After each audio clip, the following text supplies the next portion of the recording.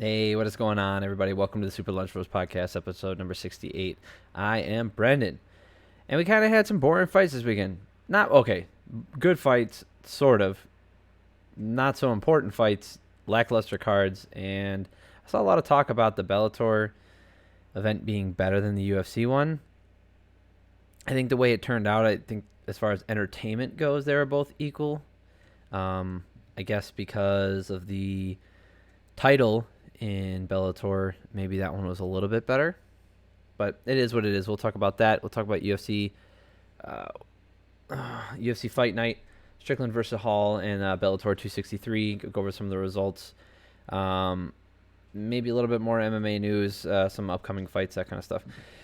So before we get started, if you could like and subscribe down below, please, I'd really appreciate it. Comment down below on things that I'm saying, what you thought of the fights, who you're interested in seeing fight the winners and or losers of the fights from these cards. Anything else you'd like me to talk about? Things you want me to change? Maybe you want to see. I don't know. I'd love to interview some local fighters. So if any of you guys know some, let me know. I'd love to get them on the show and talk to them kind of about their experience. All right. So let's start with the UFC, as is customary, regardless of opinion and implications, whether or not that was more interesting on the Bellator side of things. Let's go over. Yeah. All right, cool. So we had Uriah Hall taking on Sean Strickland, which actually meant a lot, I feel, because we're talking about like someone who could be one fight away from a title shot in the middleweight division in either fighter. Uriah Hall was number 8, Sean Strickland was number 11. So Uriah Hall was on a 4-fight win streak. Yes, his last win against Chris Weidman was because Chris Weidman's leg snapped in half. So I wouldn't necessarily consider that like an impressive victory or anything, but a win's a win. I mean, he did win via leg check. So I think he's the only fighter in UFC history to ever win a fight without throwing a strike. I think. Yeah. Anyway, well, that talk's gone because Sean Strickland just took it to him basically for all 5 rounds. I didn't see a single round where Hall did anything of note to Strickland. Strickland's cardio was just outstanding, kept moving forward, got the job done, and got a decision victory in the end. I mean, I would have given it 50-45, but apparently there's some 49s in there. I mean, either way, I don't care. The right fighter got the win, and Sean Strickland looked, I thought, pretty good. So we went over this last time Sean Strickland fought, but there's something interesting about him. First of all, he's crazy, like the way he talks and stuff. He's just nuts. But he's been in the UFC since 2014, right? I mentioned that last time, and it's just crazy to me that he's like, obviously his first loss was in the UFC to Santiago Ponzinibbio, and that was back in 2015 on Fight Night, Bigfoot versus Mir. Woo, that's a while ago. So, he's been fighting in the UFC for a very long time, 8 years now, 7 years, right? 7 years now, and he's only had 3 losses. Now his wins aren't exactly to the most I guess the most prestigious people, or against the most prestigious people. So like Tom Breeze, he beat. He lost to Kamaru Usman at welterweight, not middleweight, obviously. Beat Court McGee. Nordine Taleb, that's a good win. Jack Marshman's good. So this is where he's on a. He was also on a 4-fight win streak. Now he's on 5. Nordine Taleb, Jack Marshman, Brendan Allen. That's a good win. Obviously, Brendan Allen's on his own win streak now. Krzysztof Jotko, that's a good win. And Uriah Hall. So these some decent names and some good wins, especially in the last 5. I don't see why he wouldn't be obviously in the top 10 after this weekend. But I would say one win away from challenging, being in the title picture, right? Putting his name out there because he's an interesting matchup, both in stylistic, like style wise, and because storyline. He hasn't fought anybody in the top 10 yet. Sorry, lots of yard work yesterday. By the way, if you ever do some digging in your yard, any digging whatsoever, call Julie. Get them to come out and mark it so you don't hit utility lines. Oh, man. God, I am an idiot. I cannot believe I did that. Yeah, just it's free. You haven't come out. You might have to wait a couple days to do whatever you're doing, but it's worth it because it's going to save you money in the long run. And I'm lucky I'm alive after cutting into a gas line yesterday while I was working. And it's scary because I wasn't the only one out there. I had one of my friends out there. And if something had happened to him or myself, like him especially, I would never have forgiven myself. So please just call ahead of time and get someone to come out and mark your property. So stupid. All right. So yeah, like I said, the reason why it would be interesting is if you look at who Adesanya, who Whitaker, Costa, Cannonier, Vettori, Brunson, Hermanson, Darren Till, all these people, they have fought some people in the top 10, right, in some form or fashion, whether on their way up or on their way down. And there's a lot of matchups that have happened, and a lot of people are wanting some people to fight, but a lot like Whitaker has taken out Cannonier. He took out Brunson before. I think did he beat Hermanson? I know Vettori did, but yeah, he beat Kelvin Gastelum. That's so Whitaker is like just taking out contenders, right? And he's earned his title shot again. I would argue that he earned his title shot a long time ago. Paulo Costa is still up there, ranked number 2 for some reason, although his inactivity and refusal to fight is baffling to me. I don't understand how he keeps that ranking. He doesn't have the popularity of someone like McGregor, so he doesn't have like pull with fans, and there's no reason to keep him number 2, so I don't know why they do. Yeah, he hasn't fought since he lost to Adesanya. Yeah, anyway. I wouldn't mind seeing Strickland take on either, Darren Till or Derek Brunson. Obviously, they're fighting soon, so whoever the loser is between them or the winner. No, Derek Brunson, if he wins, he should be getting a title. He should be talking about either an absolute title contender, a title eliminator, or getting a title shot because he's been on a tear. Darren Till, on the other hand, he's working his way back up. He's looked really good as well. Jack Hermansson's working his way. Marvin Vettori just had his shot. I wouldn't mind seeing Strickland versus Vettori, although I think that doesn't make sense for Vettori. I think Vettori versus Costa is still the move to make. Cannonier versus Hermansson makes sense, so I wouldn't put... Yeah, I'd probably put Strickland against the loser from this weekend, maybe. That's probably... Or not this weekend, but coming up soon. Anyway, all right, so it was a good fight, too. Like, it was pretty bad. It was not back and forth, but it was, there was enough give and take in that fight that made it interesting. So, I mean, not a bad night. Change the color. It's too yellow. There, that's better. Okay. Let's see, the co-main event. Oh, boy, do the names drop off fast once you get away from the main event. I mean, there are still some names that you'll recognize on here, but anyway, Cheyenne Bays versus Gloria De Paula. Cheyenne caught her early in the first round, put her down on the ground, and got the finish. I don't know. It's interesting. She hits really hard, I guess. I think she kind of just caught her in the perfect spot and put her down. Nicholas Stoles getting knocked out by Jared Gooden with a short, straight right hand. Kind of not a 50-50 position, but it was just like a sloppy exchange, and Gooden got the best of it. And he was landing good shots, and he took this on short notice, so good on him. Colin Anglin versus Melsik Baghdasaryan. Baghdasaryan. That's how you pronounce it. Malsik Bagdasaryan. Okay, so him, uh, he gets the finish in round 2.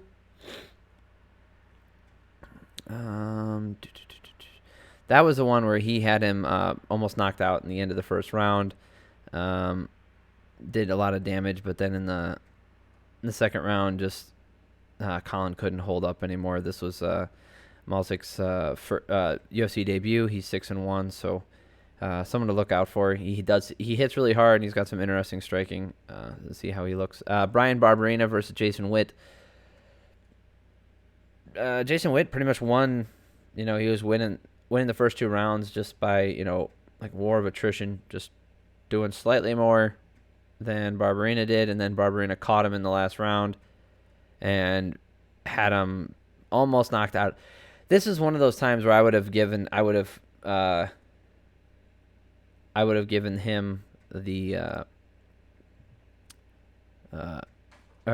this a draw, because that third round, like, Witt was almost out the entire, like, for the last 2 minutes of the fight.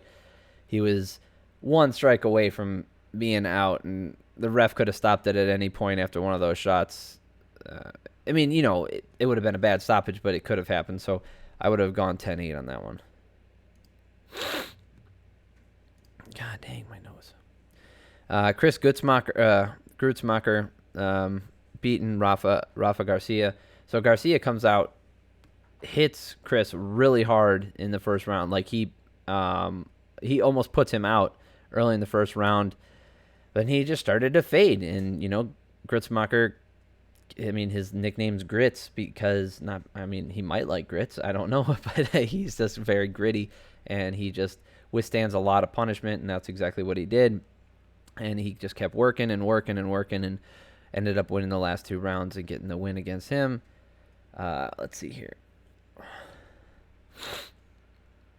Oh, here's one. Kai Kamaka versus Danny Chavez. A bad eye poke in the first round from Kamaka, right? He poked Chavez.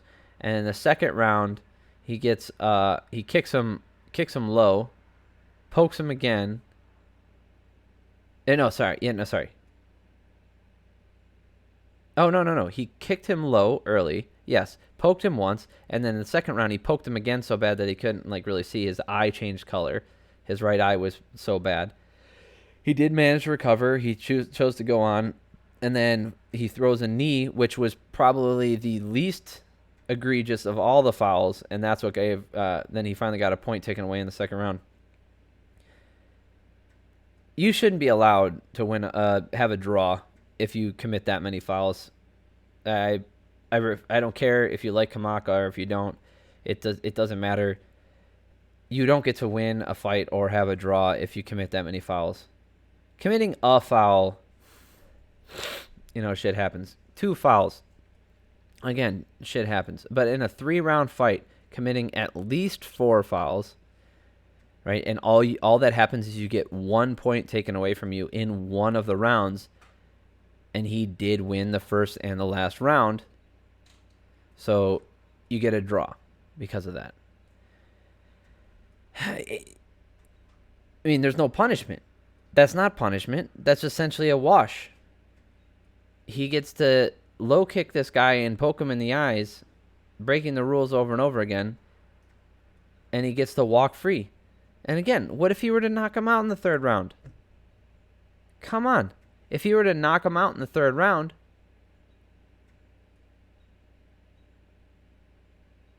actually, no, he probably won the 1st and 2nd round, but he lost the 3rd. It doesn't matter. If you were to knock him out after all those things happened, he gets the win, and nobody talks about it ever again. It's egregious. It shouldn't be happening. This is absolutely ridiculous. If you go the distance and you commit that many fouls, get out of here. This is ridiculous. Absolutely terrible. It's and the amount of nut shots that happened last night, so many. I couldn't count. I lost count of the amount of fouls that we had last night. It's really sloppy. I'm sorry if you hear the cars in the background. I got the windows open. Jinyu Fry versus Ashley Yoder. Fun fight. Fry looking pretty slick on the feet. Yoder getting decent strikes in on her own. Landed some big ones in the end of the second round. Round three, it was back and forth. It was fun. It was a fun fight to watch. Yeah, she landed some good shots on Fry. Ashley Yoder's 8-8. She's probably getting cut after that. I don't know how she keeps her job after that one, or in the UFC.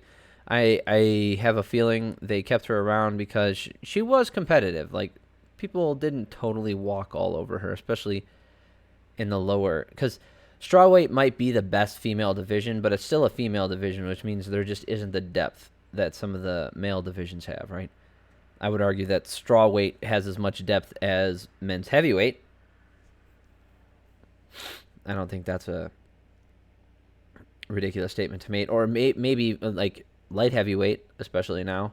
I guess there's some more heavyweights in the mix lately. I don't know if that's a good thing or if there's just a lot of parity past number 4 at heavyweight. So, she can contend with some of the non-contenders, I would say, and her record shows that she's 8-8. Let's just give it a check before we call for this woman to be taken out of the UFC here. Not like my word means anything. Obviously not. Yeah, she hasn't done good. Holy moly. She's been fighting the UFC since 2016. I do remember this now. So, first fight in the UFC is against Justine Kish. Loss. Loses to Angela Hill. No shame there. Loses to Mackenzie Dern. Split decision loss, but a loss nonetheless. Again, no shame there. Beats Amanda Cooper. That's a decent win. Shuri Kondo. That decent win. Loses to Randa Marcos. She's a middling fighter, so it's about right. Loses to her. Loses to Olivia Renata Souza. Not a good loss. Beats Miranda Granger. Then loses to Angela Hill again. Then loses to Jinyu Fry. So 7 of her 8 losses all came in the UFC. Her UFC record is 3-6. Wait, no, 3-7.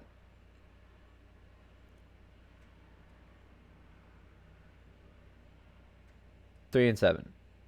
Not a good record, guys.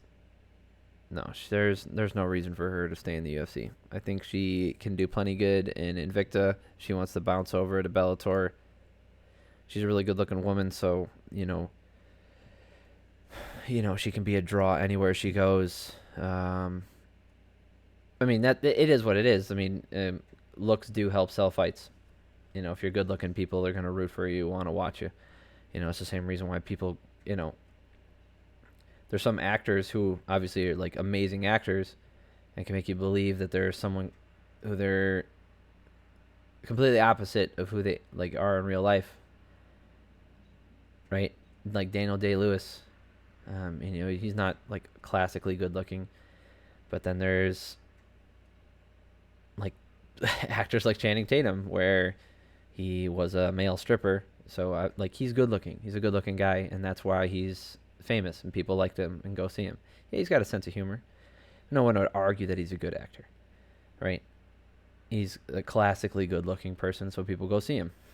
This is part of fighting. People bring it up all the time when it comes to their fight style or building up interest in a fight by saying, it's entertainment as well. It's not just martial arts. This is an entertainment business. Well, in the entertainment business, especially, obviously looks matter all the time. They just do. It's a biological thing. You can't control it. If you're a relatively attractive person, people are going to be more attracted to you on average, right? That's the definition of that. And you have different opportunities and your life is different than people who are less attractive, right? It's just the way it is.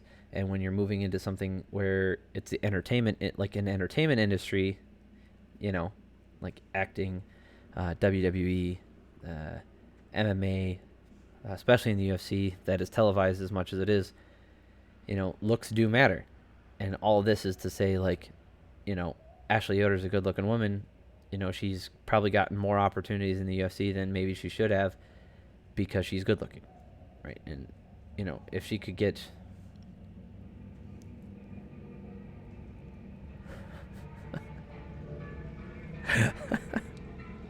Someone on their Harley is playing What Is Love. I think that's the name of that song. I'm going to get copyright stricken for that. That's so stupid. But anyway, yeah, I don't think she should be fighting in the UFC anymore. 3-7 is not a good UFC record. I'm sure someone can point out, like Jeremy Stevens, I know doesn't have the best UFC record. He's an entertaining fighter, and I believe that he's always in it, right? Like he can win on any given night against anybody in the featherweight division, but maybe his best days are behind him at this point.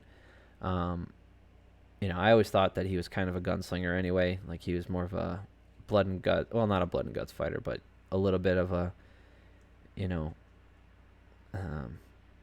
win by the sword, die by the sword type of fighter. And if you can go on a streak like that, you can get put into positions that give you opportunities, to fight for a title or, title eliminators and that kind of thing, and go on. You can go on streaks being that kind of fighter. It's not a recipe for long-term success. And again, I bring this up because Ashley Yoder doesn't have that either. Nothing about her game screams blood and guts fighter. Nothing says... Is that a mosquito? That she's going to be able to defeat anybody in the top 10 on any given night, anybody in the top 15, or maybe even anybody in the strawweight division at this point. So I wouldn't expect her to be in the UFC after this weekend. All right. Ryan Benoit. I heard Benoit. Is it Benoit? This is OIT at the end of his name. That's the classic French pronunciation of forget all those three letters. Let's just make it a guttural sound. Ryan Benoit. Zaruk Adashev getting the win. He's 4-3. That's the kind of fight night we had here, folks.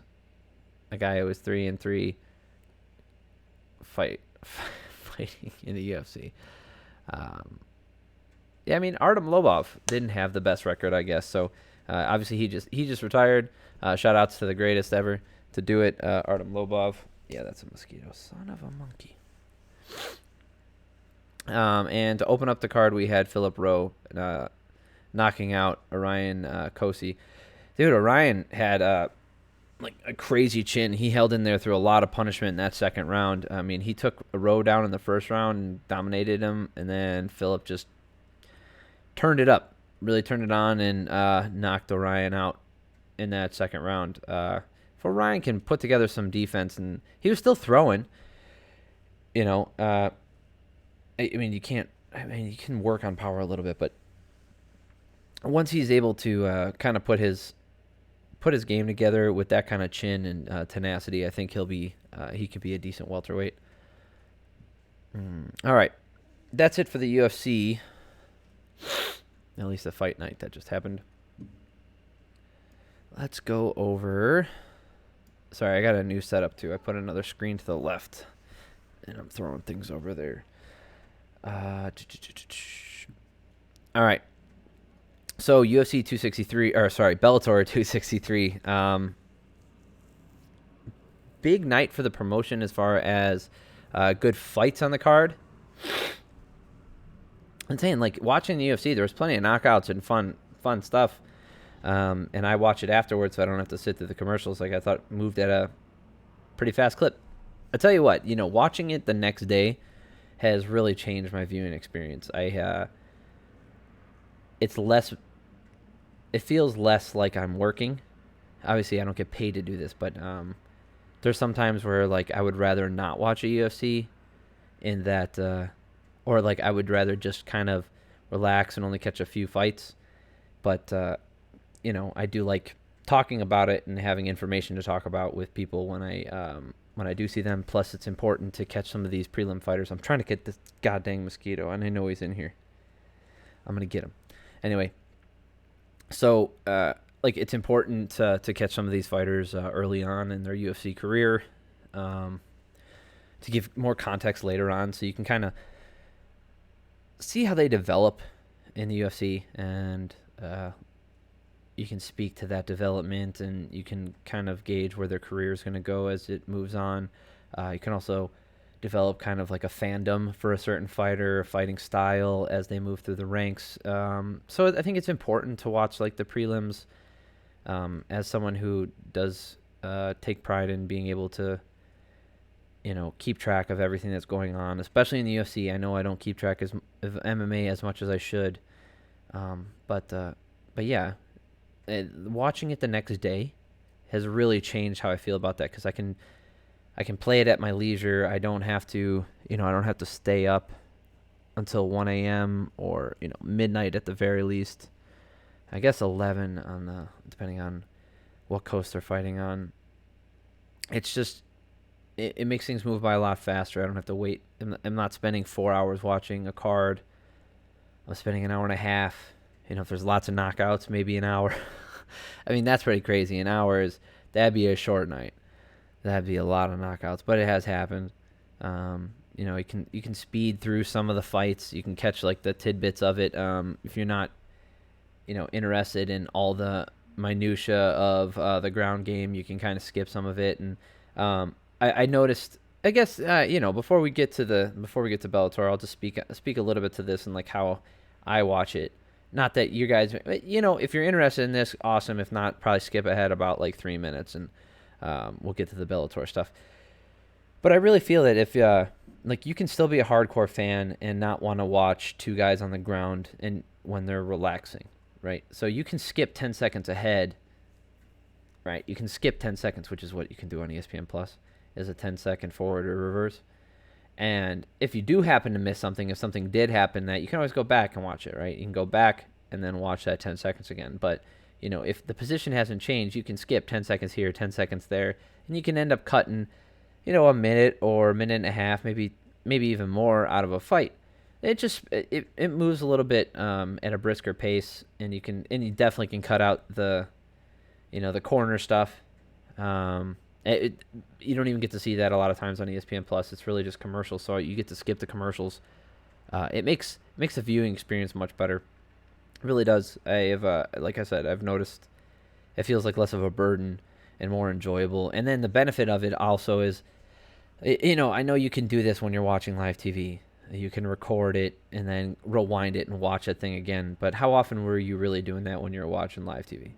I mean, you might do it once, but now, there's no pressure to get back up and get back up to speed and, get back to the live broadcast, because you're trying to, be on the same timetable as everyone else who's watching, right? You don't want them to be able saying stuff before, and then you don't get to see it live or whatever, and you have to hear about it first.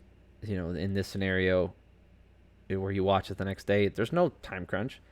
You can watch it as your leisure. You can stop it and go do something else, and you really don't feel that pressure to kind of take it all in before the broadcast is over. Maybe that's just me. Maybe I'm crazy. I don't know. Anyway, Bellator 263. AJ McKee defeating Patricio Ferreira by a guillotine. They call it a technical submission, which I think is the correct verbiage for that, because he put Pitbull out. He put him to sleep. So he hit him with the left high kick, caught him kind of behind the head a little bit, and it doesn't matter. He caught him with a left high kick, wobbled him, and then was able. He kind of walked away, tried to do the walk off, but Patricio is tough as frickin' nails. Got up and started moving, so the fight wasn't over. And then AJ dove on a guillotine, hiked it up real high, and got a standing guillotine and put him out on his feet. So fair play to him. Good win. He is now the champ at 145, which is pretty darn cool. So, yeah, I mean, I don't know how much. There's not much to take away from this fight. AJ McKee obviously upsetting Pitbull because Pitbull's just a monster. Knocking out Chandler the way he did, being the 2 division champ, like a legit 2 division champ. He's just looked unstoppable. He's been caught, like once or twice, but he's powered through that and been able to get these victories.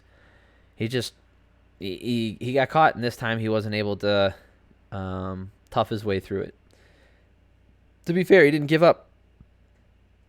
He got knocked out. So that's pretty cool. All right. Couple other good fights. Mads Burnell versus Emmanuel Sanchez. So Emmanuel Sanchez coming off the loss to Pitbull, and then this weekend fighting Mads Burnell. This fight I don't agree with Big John on, but he was saying Sanchez was up 2 rounds. I didn't see it. I don't think Sanchez did enough damage to warrant that. Burnell obviously getting the takedowns and controlling him. I didn't see Sanchez easily getting a win here the way that John McCarthy was talking, and I think it was kind of tainted because of the fight that happened beforehand. But anyway, so Mads Burnell gets the win. I thought he looked good. I think Sanchez was ranked number 3 and Burnell was ranked number 8, something like that. So, we could see Burnell fighting for a title here within 1 or 2 fights. He's an interesting fighter, to say the least. Great grappler. Islam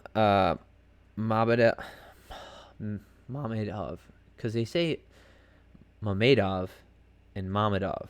I heard it both ways. Shout out to Psych fans. I've heard it both ways. Defeating Brent Primus by split decision. So Islam afterwards. So so Khabib Nurmagomedov was in the corner of 3 different fighters this weekend, and all 3 fighters were victorious. This one I don't think they got right.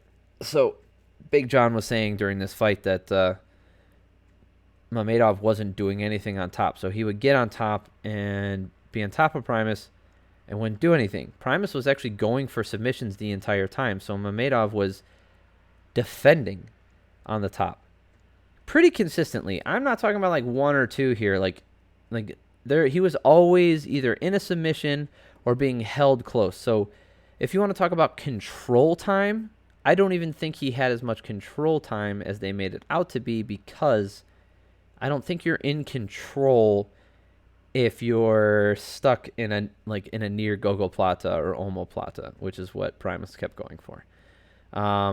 Kept going for him, never landed, and then he loses by split decision. I think they got this one wrong.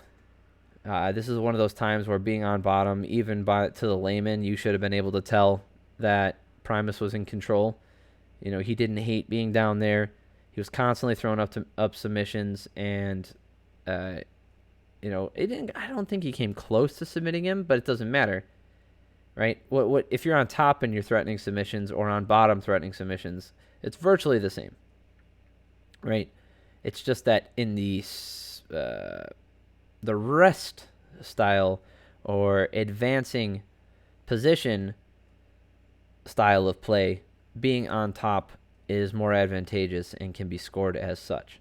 But as far as going for submissions, if you're on bottom and you're going for submissions, it's just as much control as being on top and going for submissions, if you can keep it, which Primus did. So I would have given him the win. I think they got that one wrong. And Islam afterwards was like surprised. He's like, I can't believe, because I understand from his point of view where you're on top of a guy the entire time and you don't feel like you're ever threatened to be finished. So I understand from his point of view why he was surprised. But you got to look at it from someone else's point of view, man. Like here's another good example. Like if you're on top and you don't throw a single punch and the guy on bottom throws 100. Like who won that exchange? I would say the guy who threw 100 punches from the bottom did, because he was doing active damage and you did absolutely nothing. So whether they're pitter-patter punches or big, knockout blows from the bottom, which is a rare thing, but it's possible. It doesn't matter because you didn't throw anything. You didn't do any damage. So your control doesn't mean anything. That's what I mean. It's one of those times where it would I think it would be a lot the sport would be a lot different with some judges who paid attention to what the fuck they were supposed to be doing.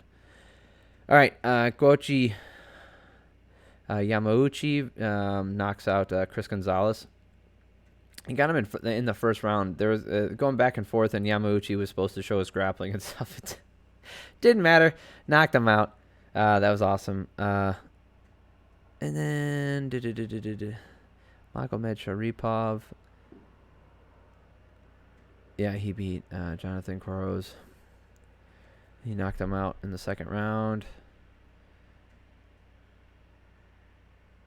Yep, anyway. I think that's it. Yeah. All right, so let's talk about the fights coming up since we got time here. UFC 265. Next weekend, we got Derek Lewis headlining as the for the interim title versus Cyril Gane. I don't think there's anything to break down here. I think everybody knows how this works. Cyril Gane's a better fighter. He's a more technical fighter, and he should win this fight. 9 times out of 10. But this weekend could be that 1 time out of 10 that Derek Lewis catches him. It is what it is. I don't think there's anything to break down. I don't think it's one of those fights where your heart's going to be racing because it could end at any moment. But Derek Lewis can get knocked out too. Don't get it twisted. The guy does not have an iron chin. It's just when you engage with him, he's got a decent chin for heavyweight. He's not he doesn't have a glass jaw or anything. It's just once he gets tired, he's very hittable, and then you can put him out. It is what it is. I mean, I'm not thrilled about the fight taking place in the first place. I'm not thrilled about the implications of it on the heavyweight division, but I've spoken my piece on that, and I don't want to go through it again. I'm picking Gane. I could be wrong. Derek Lewis could knock him out. I don't care. I mean, the odds favor Gane for a good reason. He's a better fighter, and he should win. They are fighting in Houston, though, so it's kind of like a home. Not that the home field advantage for Derek Lewis matters. All right, co-main event. Pedro Munoz versus Jose Aldo. Great fight. Because, let's see here. Jose Aldo is currently... Where was he? He's ranked number 5. Right? So everybody would drop down a rank because of TJ Dillashaw popping in at number 2 after his win over Corey Sandhagen. By the way, I think that's a good place for him. I think he was the champ before he left. He vacated the belt because he was leaving, and he got banned for multiple years due to for failing a drug test.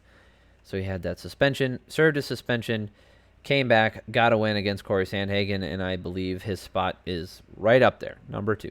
Why not? If you could tell me a good reason why he doesn't belong up there, I'll listen, but I don't know what it is. Right? He was the champ 2 years ago. It's the exact same situation we had with Dominic Cruz. He came back, knocks out Tegeo Mizugaki, and gets a title shot. He was gone for 3 years or whatever it was. And it was also cool to hear him talking about ring rust when TJ Dillashaw was fighting. See, ring rust doesn't exist. That's kind of funny. But this weekend we got number 5 taking on number 9. So Pedro Munoz could definitely leapfrog Aldo. I don't know what Aldo's aspirations are past being the champ, because I don't think he has what it takes anymore. I mean, he was getting the better of the exchanges against Peter Yan in the first round. He just fades. That's always how he's been. People just weren't able to take advantage of it, and he had more gas when he was younger and at featherweight. At bantamweight, it's a little bit of a different story. So anyway, we got Pedro Munoz, who I might favor in this because he's got a crazy chin.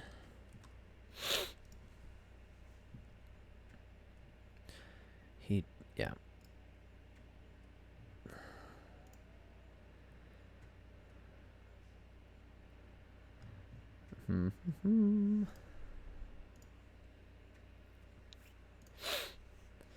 So,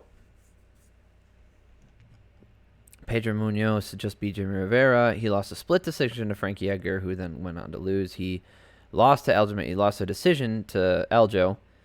But before that, he beat Brett Johns, Brian Caraway, and Cody Garbrandt. Right. So I think this gives him 2 wins, and he definitely should be near the top 5 after this weekend if he does get the win. And I'd put him like one. I'd make him fight. See, this is so crazy that Cody is ranked higher than him. Like, it's absolutely mind-boggling. Like, can we talk about how obvious it is that the UFC is pushing Cody Garbrandt, please? The dude got knocked out by TJ, knocked out by TJ again, knocked out by Pedro Munoz, knocks out Rafael Sunsao, and then loses to Rob Font.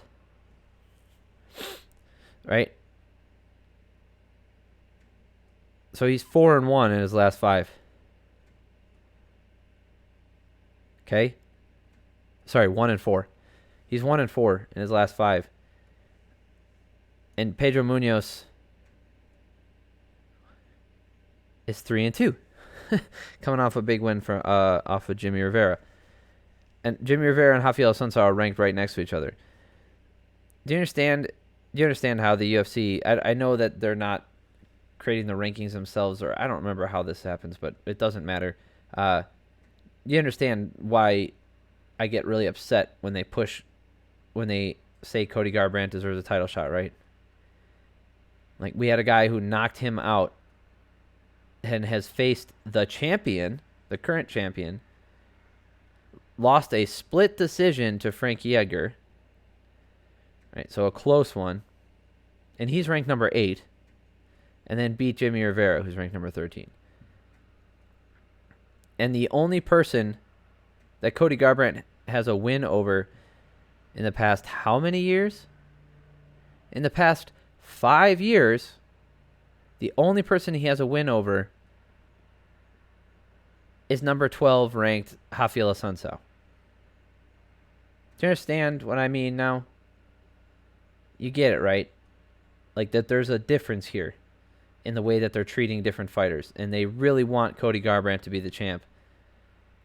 And they've pushed him really hard. Now, when he fails, I mean, I'm hoping, like, when he fails and falls off the wagon here completely, or the wheels fall off this bus, whatever you want. Use your analogy, I don't care. Or metaphor. When the wheels fall off this thing, like, they're going to fall hard and he's going to disappear. Don't get it twisted.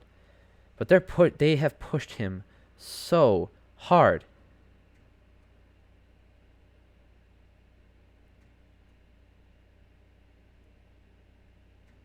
He beat Marcus Brimage, Henry Briones, Augusto Mendez. Thomas Almeida was a good win at the time. Knocks out Takeo Mizugaki. And then got the title shot against Dominic Cruz. And then beat him. Right? But that's not him anymore.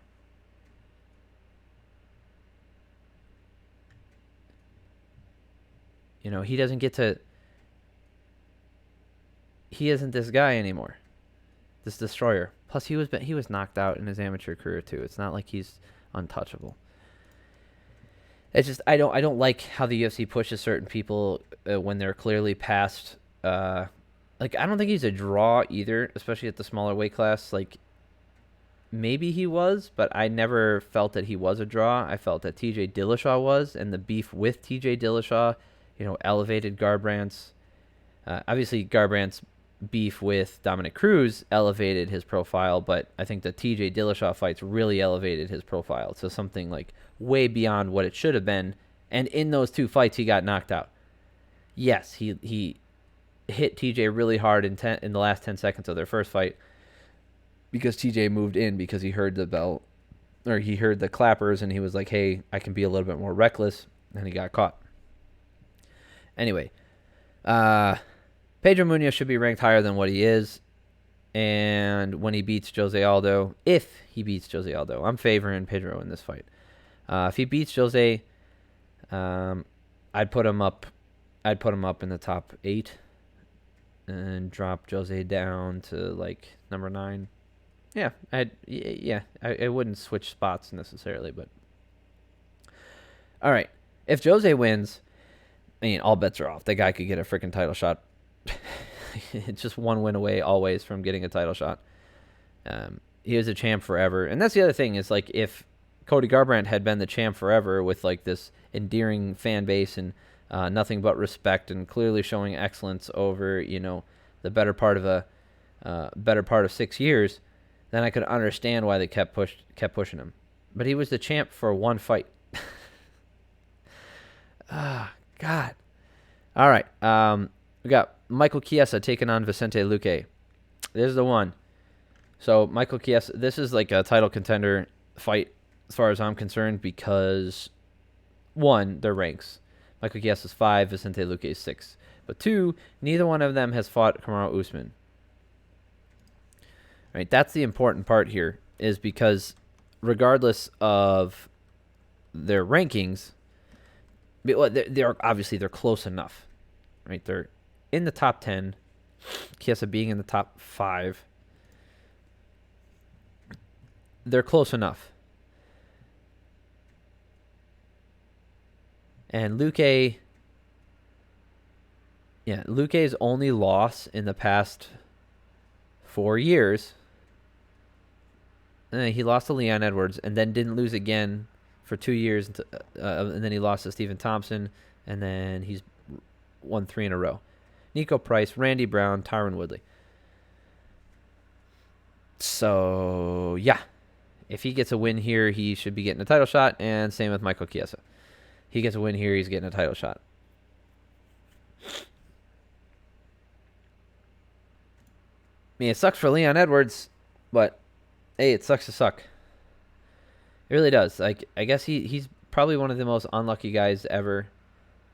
That maybe not. I mean, people have had really bad luck in the UFC, but as far as recent memory, as far as guys who should be challenging for a title, I guess Leon Edwards definitely is one of the most unlucky.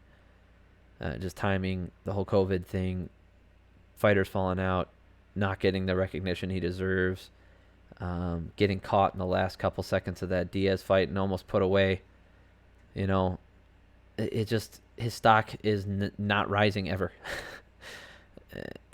Over the past like 3 years, his stock just, the way he beat Bilal Muhammad via eye poke, his stock just can't rise because you can call it bad luck and call it whatever you want. It's just the circumstances don't dictate that he deserves a title shot. I mean, it sucks. It does. But Michael Chiesa's been on a tear. Luque's been on a tear, getting actual wins in the division, staying active against real contenders. And Leon Edwards' last fight was against Nate Diaz. I mean, that's his money fight or whatever you want to call it, but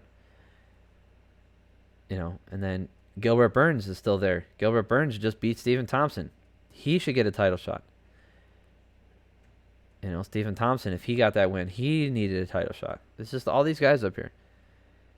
It's because Usman fought Jorge Masvidal that second time. That's why we're in the predicament that we are currently in. Wow, I am talking like a robot. Anyway. No, it's because he did that. Think about it. If he took on Leon Edwards or Stephen Thompson or Gilbert Burns, or not Gilbert Burns, or Colby Covington again, if he had taken on, now we're going too far away. Even Neil Magny before that loss to Michael Chiesa or whatever. he could have been considered a contender. That's what I mean. Had he taken on anybody in that division worth taking on in a unique matchup, we wouldn't be in the position that we are now, because he probably would have taken out one of those contenders and thrown them back to the queue. But now we got to wait for him to fight Colby Covington again, who still deserves a title shot. It is what it is. He technically knocked out Tyron Woodley. Tyron Woodley's rib gave out on him, but whatever. Like, that's what I'm saying. It's like he should have fought Colby already. Ay. Anywho, Michael Chiesa is really good. I don't know how he beats Usman. Vicente Luque, same thing. I don't know how he stays on the feet. Tisha Torres fighting Angela Hill again. Tisha Torres was on the right side of a bad decision last time, and Angela Hill caught the worst of it. So we're going to see them fight again. Based off their last couple of performances, I still think it's going to be a scrap. This has the makings for another one that Angela Hill is going to lose a close fight. It is what it is. Tisha's really tough. She stays in there. She throws punches and bunches. The reason why they call her the tiny tornado is because she keeps throwing 1,000 different things at you, and she's got crazy cardio. So, it's one of those things where it's going to be hard for Hill to get a win here. It's going to be hard for her to outpoint Torres. Not saying she can't do it. I think Hill's an excellent fighter, and I'll take Torres 70-30. 60-40. Not a lot of confidence in that pick. Song Yadong taking on Casey Kenny. That's going to be a fun fight. Bobby Green coming back, taking on Rafael Fiziev. Vince Morales, Draco Rodriguez. Alonzo Menefield taking on Ed Herman. Holy shit, Ed Herman's still fighting. Karolina Kovacevic taking on Jessica Panay, who... Wait, did she... Panay...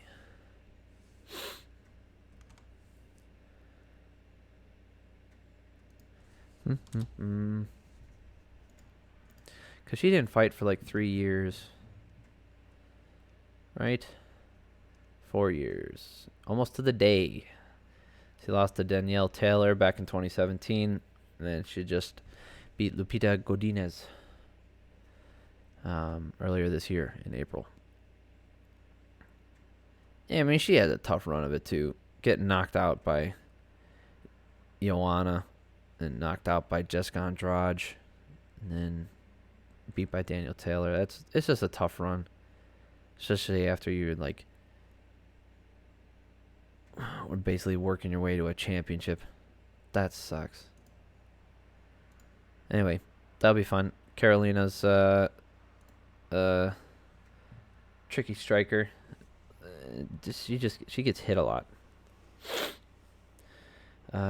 Carolina is no longer ranked. Wow, what a world we're living in. And then, let's see, early Manel Cape, Odie Osborne, Miles Johns, Anderson Dos Santos. I think that's the guy where they're like Brazilian name generator. Anderson Dos Santos. Victoria Leonardo. Johnny Munoz, Jamie Simmons. Yep. Okay, cool. I think we went over all the big ones. Yep. I'm not rooting for anybody this weekend. I think this weekend's kind of stupid. I know why they're doing it, I've made it clear that I don't think Ngannou gets to be upset. I think he can be upset with the decision they're making, but he has to, we all have to understand why they're making the decision, right? It's what's best for the company, not necessarily what's best for the fighter. Titles don't mean anything. The belts are something the UFC has created. They have no held value unless otherwise stated previously in your contract. The contract is all that matters. You don't like the deals of it, don't sign it. I guess I'm being more harsh on it than Nate would, but then because we had this conversation before. All right. Thanks all for making it through this stuff. Make sure you like and subscribe. Good fights coming up this weekend. on the card, right? Like, you can be mad about it all you want. I'm excited to watch the fights. Always am. Especially some known fighters, developed talent, some crafty veterans, people who've been in the game for a long time, so it's going to be fun. Make sure to like and subscribe, comment down below. Let me know what you thought about everything I said. Let me know what you thought about the fights. Did Bellator have a better weekend than the UFC? I don't think they did. I think it was about even. There was, like I said, because there was a title on the line, maybe you can consider it a better weekend for Bellator, but I don't think the content of their cards had a better showing for Bellator. Right? I don't think that's controversial. I think, if anything, they got close. Maybe they tied what is about the same, which I think is a good example of how far ahead the UFC is when the UFC has a relatively lackluster card, it's as good as a really good Bellator card. I think Bellator, if they had their light heavyweight Grand Prix fights on this, or their heavyweight Grand Prix fights, plus the title fight and all that stuff, I think if they really loaded a card, they could really compete and outdo the UFC. But they're just lacking in the promotion department, and they don't have the depth that the UFC does. Their production quality is getting there. I think their production quality is almost on par with the UFC. I still think they're a little behind. I'm telling you, it's the lighting, man. There's something about the UFC lighting. Maybe it's their cameras. I don't know, but they do something different, and it just feels different when you're watching a UFC event than when you're watching Bellator. Right? And even the PFL, their lighting is just different. Anyway, like I said, subscribe, do all that stuff. Please comment down below if you like what I'm saying, you like what I'm doing. If you like the UFC, please tell somebody about it. Let's have a discussion about this stuff, because I love talking about it. It means a lot to me. It's my favorite sport. It's pretty much the only sport I watch. All right. Hope you all have an amazing week. Peace.